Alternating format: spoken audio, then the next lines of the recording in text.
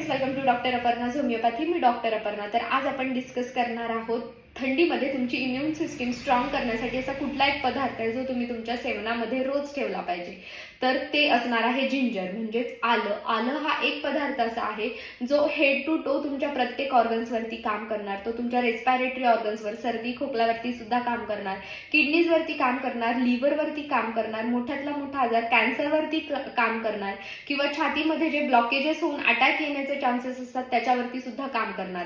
लोक काय करतात, सर्दी खोकला आला तरच आल्याला एका काढ्याप्रमाणे वापरतात, जिंजर वॉटर पितात किंवा त्याचा चहा पितात. त्यापेक्षा आल्याला म्हणजे जिंजरला तुमचा मित्र बनवा आणि रोज त्याचं सेवन करा. तुम्हाला सोपं काम आहे. रोज आलं किसायचं आहे, ग्रेट करायचं आहे आणि गरम पाण्यामध्ये उकळून ते रोज थंड करून काढा म्हणून प्यायचं आहे, सेवन करायचं आहे.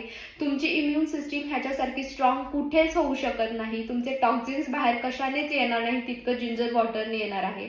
त्यामुळे जिंजरला तुमचा मित्र बनवा आणि आजारांपासून लांब राहा, इम्युन सिस्टीम स्ट्रॉंग करा. अशा छोट्या छोट्या टिप्ससाठी मला लाईक करा, फॉलो करा आणि शेअर करा. थँक्यू.